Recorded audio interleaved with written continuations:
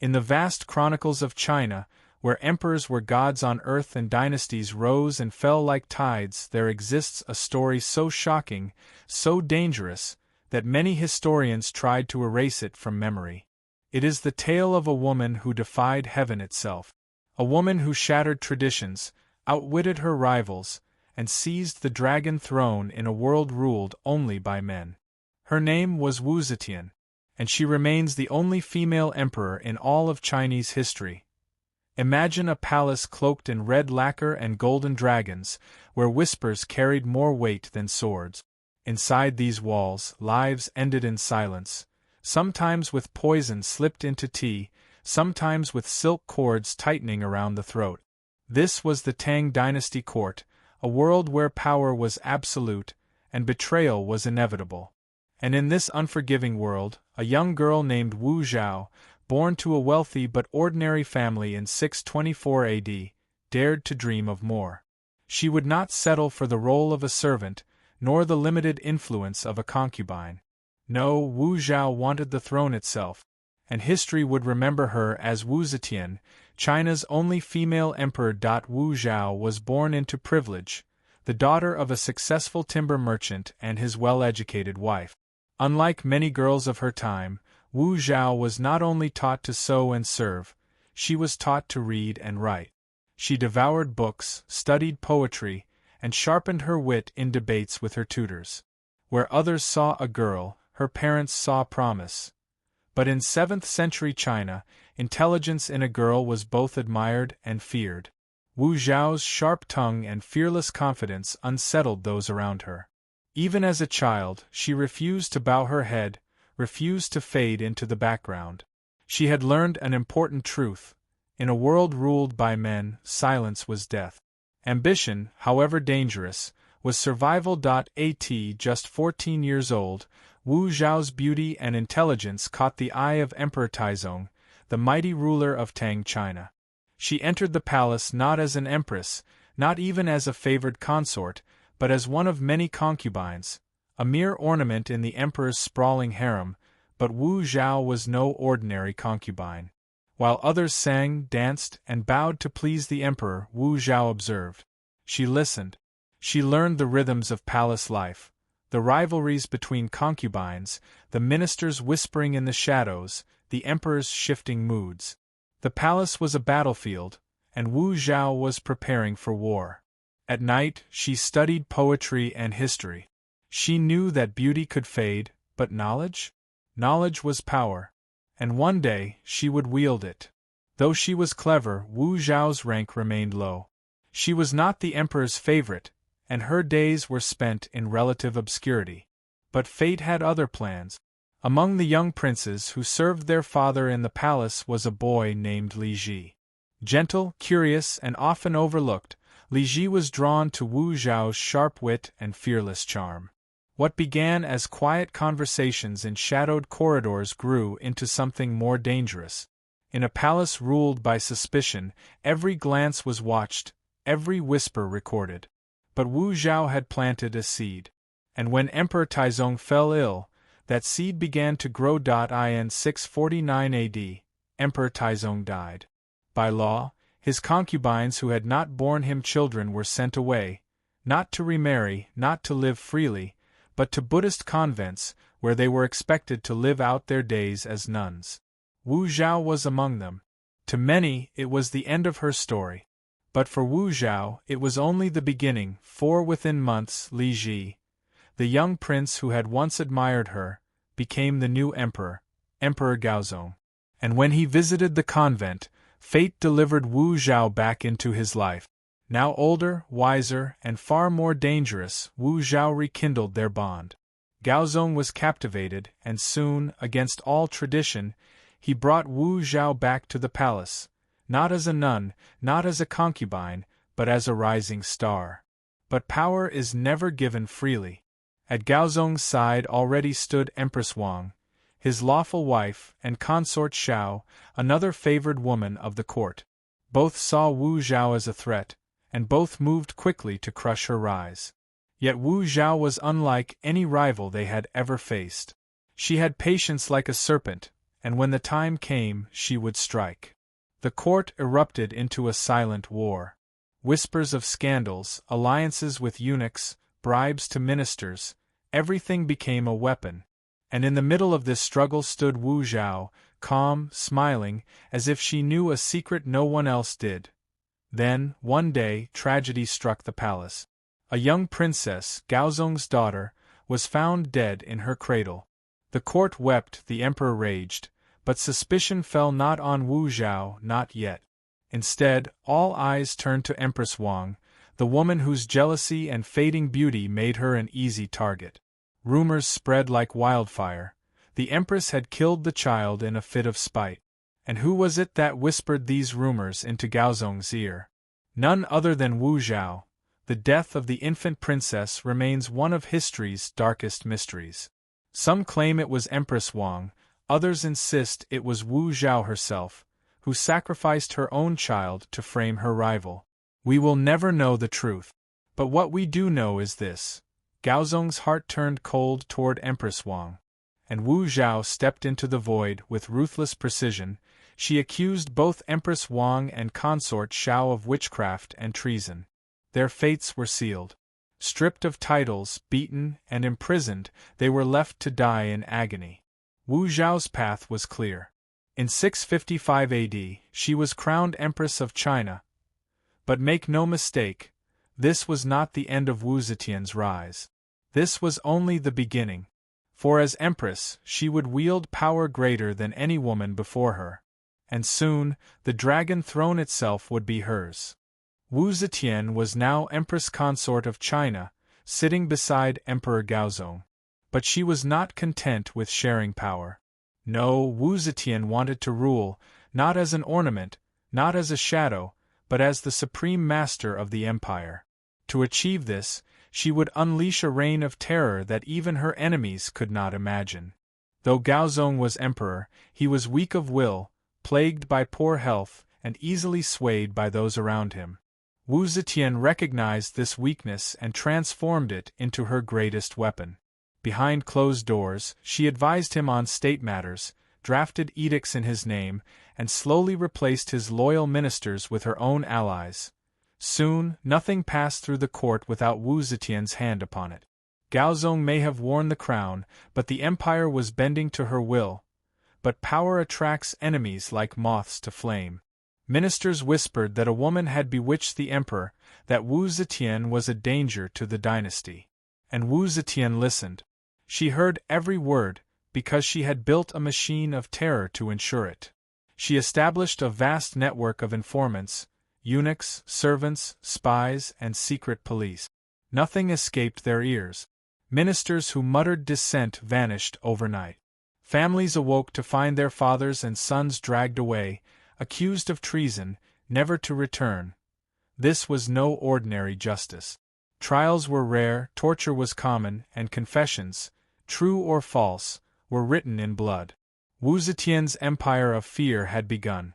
But Wu Zetian's enemies were not only ministers, they were in her own family.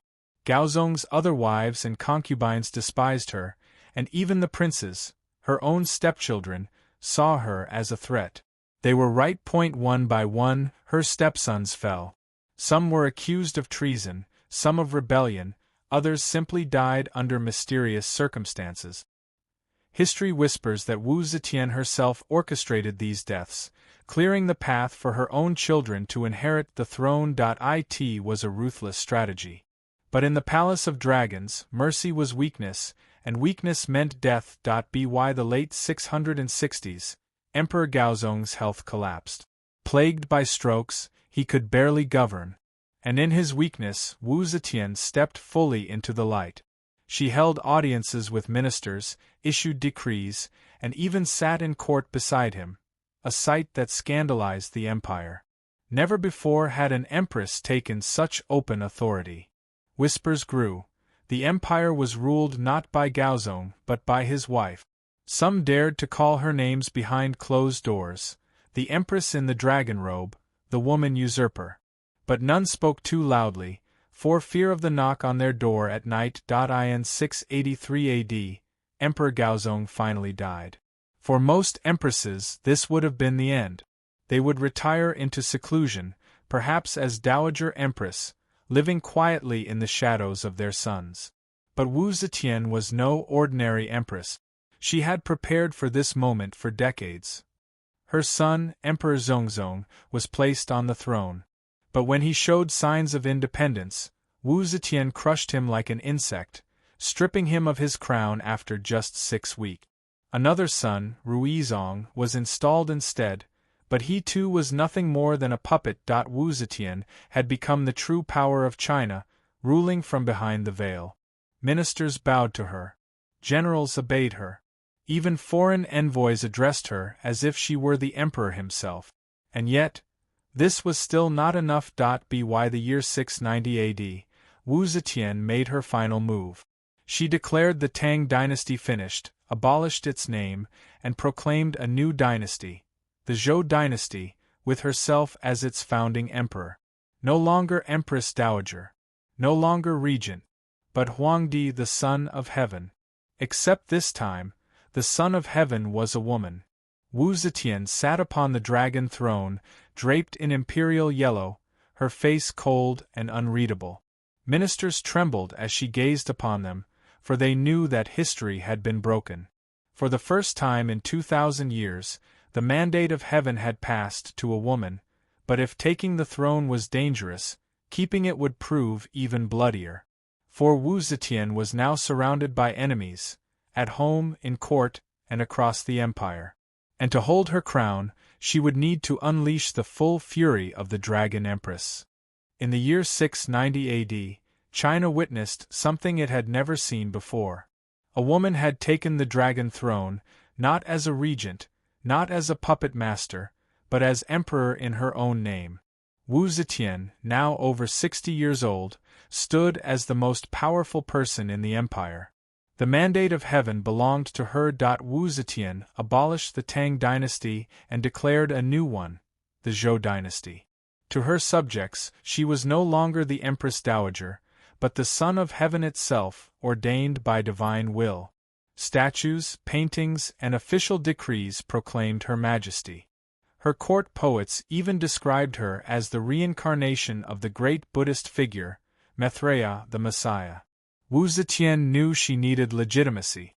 For centuries, Confucian scholars had argued that women were unfit to rule.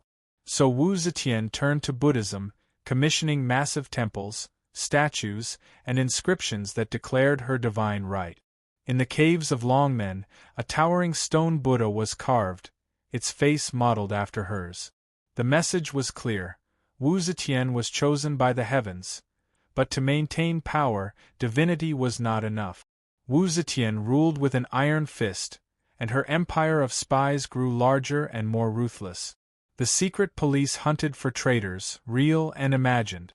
Ministers who had once opposed her vanished, their families exiled or slaughtered. Her court became a place of fear, where even a careless word could mean death.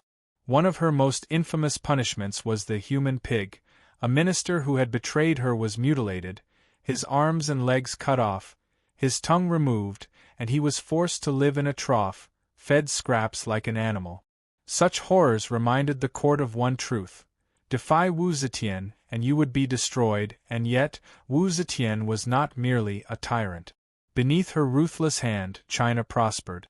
She reformed the civil service exams, making it possible for men of talent, not just noble birth, to rise in government.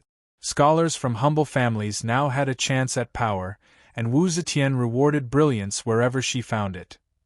She reduced taxes for farmers, expanded agriculture, and encouraged trade along the Silk Road. Under her rule, China's wealth and influence expanded beyond its borders. She promoted Buddhism, building temples and schools, while also advancing education for women, something no ruler before her had dared. It was this paradox that baffled her enemies. Wu Zetian was both a merciless tyrant and a visionary ruler. Wu Zetian knew that power was not only taken, it had to be believed in. She created a cult of personality around herself. Scholars rewrote history to glorify her, poets sang of her beauty and wisdom, and monuments rose to honor her name. Even the written language was bent to her will. New characters were invented for her reign, including one symbol meaning divine ruler. She called herself not just emperor, but the holy and divine empress. To her people, she was more than human. She was destiny itself. But even as she sat upon the throne, Wu Zetian was haunted by shadows. Rebellions flared across the empire, often led by those who claimed to restore the Tang dynasty. Her own family turned against her. Nephews, cousins, even her own children were accused of plotting to overthrow her. And Wu Zetian, never one to hesitate, struck them down. Her eldest son was poisoned. Another was forced to commit suicide. Ministers who grew too powerful met mysterious ends. It seemed the dragon throne demanded not only her enemy's blood, but her family's as well. By her 70s, Wu Zetian was unmatched in power, but she was also a woman who had no intention of living in cold solitude. She took lovers, young, handsome men who pleased her in ways the throne could not. The most famous were the Zhang brothers, two charismatic men who became her favorites, but their rise provoked jealousy and outrage. Ministers whispered that the Emperor of China had fallen under the spell of frivolous boys. The Zhang brothers used their influence recklessly, and soon, even Wu Zetian's allies turned against them. In 705 AD, her court erupted in conspiracy. Ministers stormed the palace, killing the Zhang brothers before her eyes. Wu Zetian, old and frail, was forced to abdicate. After 15 years as emperor and decades as the true ruler of China, the Dragon Empress had finally been dethroned. Wu Zetian died later that year, in the quiet of the palace. She was buried beside her husband, Emperor Gaozong, in the Grand Qianling Mausoleum. But her tomb was unlike any other. It bore no epitaph, no name, no boastful inscriptions. Only a blank tablet stood, as if daring history itself to decide her legacy. For centuries, she was vilified as a monster, a seductress, a tyrant. But modern historians see a more complex truth. Wu Zetian was one of the most remarkable rulers in human history. She shattered traditions, broke the chains of gender, and reshaped the empire with both cruelty and brilliance. She was a woman who ruled in a world of men, who crushed her enemies with steel and fire, and who bent an empire to her will. To some, she was a usurper. To others, a visionary. But to all, she remains unforgettable. She was Wu Zetian, the Dragon Empress of China. History does not end at the grave. When Wu Zetian was lowered into her silent tomb in 705 AD, her story had only just begun. Over the centuries, her name became more than history, it became legend. A woman who had once ruled with an iron fist was transformed into a ghost, a symbol and a riddle for generations to solve. At the Qianling Mausoleum, the tomb of Wu Zetian stands beside her husband, Emperor Gaozong. But unlike every other emperor's tomb, which proudly displayed long inscriptions boasting of achievements, Wu Zetian's was marked only with a blank stone tablet. A silence carved in stone. Some say it was her humility, that she wished future generations to judge her for themselves. Others whisper it was her defiance, an eternal challenge to history, daring anyone to truly capture her life in words. And so, her epitaph is unwritten, her legacy, forever debated, but legends claim Wu Zetian's spirit did not rest. In the centuries after her death, whispers spread of her ghost haunting the palace halls, her shadow lingering in the forbidden city long before it even existed. Stories told of ministers who, in their sleep, saw her seated once more on the dragon throne, eyes blazing with the fire of eternity. In one tale, her ghost appeared before an emperor of the Tang dynasty, warning him, "Rule wisely, or I shall return." Whether true or not, the fear of Wu Zetian lingered like a curse, shaping rulers long after her body turned to dust. Confucian historians, outraged by her audacity, painted her not as a ruler, but as a demon. They wrote of her cruelty, her murders, her lovers, her ambitions. They claimed she was possessed by a hunger that devoured all morality. To them, Wu Zetian was a A woman who seized power could only do so through blood and lust. For centuries, children grew up hearing of the demon empress who had ruled in fire and shadow. Her name became a symbol of female ambition, both feared and despised. But history has two faces. In modern times, Wu Zetian has been rediscovered not as a monster, but as a visionary. She was a woman who shattered barriers, who gave opportunities to the poor, who expanded China's reach and wealth. She championed education, supported Buddhism, and in her own ruthless way, created progress. In an empire where women were expected to be silent, Wu Zetian spoke with thunder. In a dynasty that worshipped tradition, she rewrote the rules. And though her methods were cruel, her achievements could not be denied. Even today, Wu Zetian lives on. She has been portrayed in films, television dramas, novels, and operas. From ancient scrolls to Netflix screens, her story continues to fascinate. Some retell her as a cunning villainess, others as a tragic heroine, and some as a feminist icon centuries ahead of her time. Her life has inspired countless adaptations because it contains everything: ambition, betrayal, romance, murder, and power. She is not just a historical figure. She is a myth reborn in every generation. So who was Wu Zetian? Was she the Dragon Empress, chosen by the heavens to bring order and prosperity? Or was she the Demon Empress, who bathed her empire in blood to seize power? The truth is not so simple. She was both. She was all. She was a woman who defied the chains of her age, who rose from concubine to emperor, who dared to rule in a world of men, and perhaps that is why her epitaph remains blank, because no words could ever capture the fullness of her life. History remembers her in whispers and shouts, in fear and admiration. But whether loved or hated, Wu Zetian remains eternal. She was not just a woman, not just an empress. She was destiny, carved into the dragon throne itself. She was Wu Zetian, the only woman to ever rule China as emperor.